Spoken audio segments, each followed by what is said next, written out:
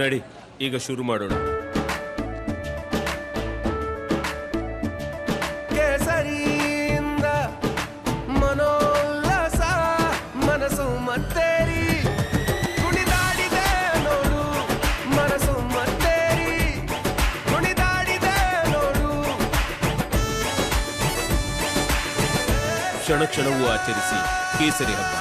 ವಿಮಲ್ ಬಾಯಲ್ಲಿ ಹೇಳಿ ಕೇಸರಿ.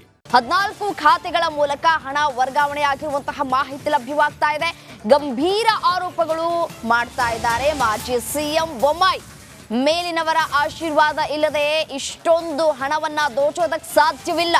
ಸಚಿವ ನಾಗೇಂದ್ರ ರಾಜೀನಾಮೆಗೆ ಬೊಮ್ಮಾಯಿ ಆಗ್ರಹಿಸ್ತಾ ಇದ್ದಾರೆ.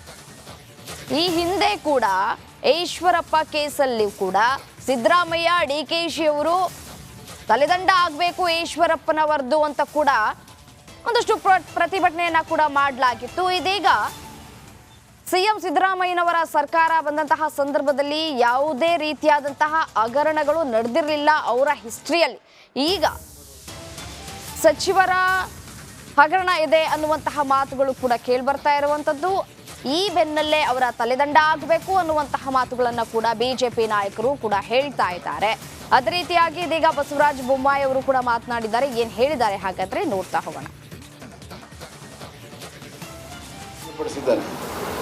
ಯಾವ ಅಭಿವೃದ್ಧಿ ನಿಗಮದಲ್ಲಿ ಅವ್ಯವಹಾರ ಆಗಿದೆ ಆ ಅಕೌಂಟೆಂಟು ಇವತ್ತು ಅವನು ಆತ್ಮಹತ್ಯೆ ಮಾಡಿಕೊಳ್ಳುವಂಥ ಪ್ರಸಂಗ ತಂದು ಹೊಡೆದವ್ರು ಅವರು.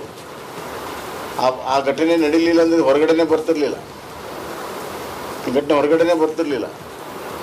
ಅವನೇ ಬಹಿರಂಗಪಡಿಸಿದ್ದಾನೆ.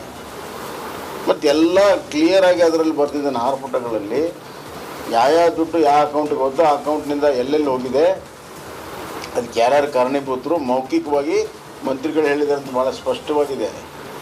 ಡೆತ್ ನೋಟ್ ಭಾಳ ಗಂಭೀರವಾದಂಥ ವಿಚಾರ. ಈಶ್ವರಪ್ಪರ ವಿಚಾರದಲ್ಲಿ ಡೆತ್ ನೋಟ್ ಇರಲಿಲ್ಲ, ಆದರೂ ಕೂಡ ನೈತಿಕ ಹೊಣೆ ಹೊತ್ತು ರಾಜೀನಾಮೆ ಕೊಟ್ಟರು. ಯಾಕೆ ಕೊಡಬಾರ್ದು? ತಪ್ಪಿಸ್ತರು ಇಲ್ಲ ಅಂದರೆ ಕೊಡಬೇಕು. ಅದರಲ್ಲಿ ತನಿಖೆಯಲ್ಲಿ ಇಲ್ಲ ಅಂತಂದರೆ ವಾಪಸ್ ಬರ್ಬೋದು. ದೇಶದ ಅತಿ ದೊಡ್ಡ ನೆಟ್ವರ್ಕ್ ನಿಂದ ಮೆಗಾ ಕವರೇಜ್. ದೇಶದ ಮತದಾರನ ಆದೇಶ ಎನ್ಡಿಎಗ ಇಂಡಿ ಒಕ್ಕೂಟಕ್ಕ. ಲೋಕ ಅಖಾಡದಲ್ಲಿ ಗೆಲ್ಲೋದ್ಯಾರು ಸೋಲೋದ್ಯಾರು. ಕರುನಾಡಿನ 28 ಕ್ಷೇತ್ರಗಳ ನಿಖರ ಫಲಿತಾಂಶ. ಫಾಸ್ಟ್ ರಿಸಲ್ಟ್, ಪಕ್ಕಾ result. Number 1 election team, number 1 network, number 1 coverage.